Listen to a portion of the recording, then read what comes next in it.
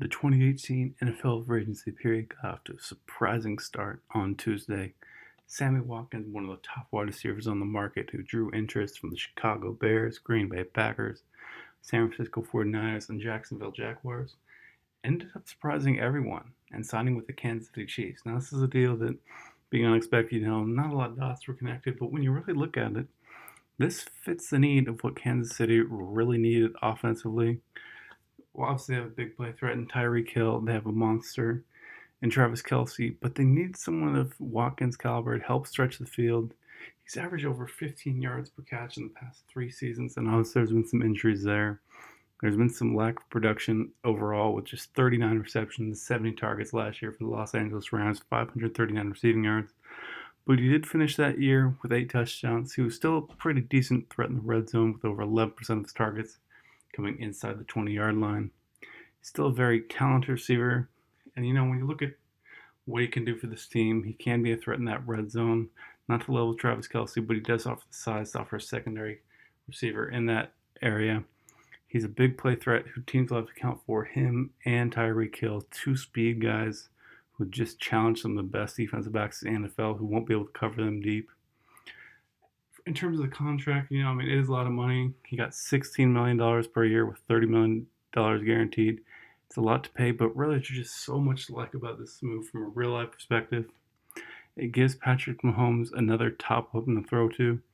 He's going to have one of the best supporting casts in the league to work with in his first year as a starting quarterback, second year as an NFL player. So it's really a move where you love a lot going on. But there are fantasy concerns here that really leave fantasy owners wondering and wishing that he signed elsewhere. First of all is the injuries. Watkins missed 10 games from 2015 to 2016, including only playing 8 games in 2016 season in his final year with Buffalo. And secondly is Kansas City's offense. Chiefs under Andy Reid have finished outside the top 20 in 4 or 5 seasons in pass attempts. So there will be a lack of targets for Watkins, and we saw what that did last season when he only received 70 in Los Angeles. Also, like with Los Angeles, how they have Robert Woods and Todd Gurley, is the presence of Tyreek Hill, Travis Kelce, and Kareem Hunt.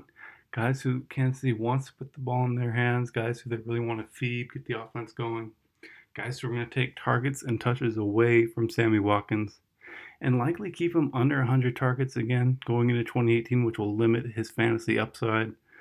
As a result, especially with Patrick Mahomes, he's going to be a guy that still needs to prove himself. There's going to be some rough weeks for him. There will be some good weeks. This could be some good weeks for Sammy Watkins.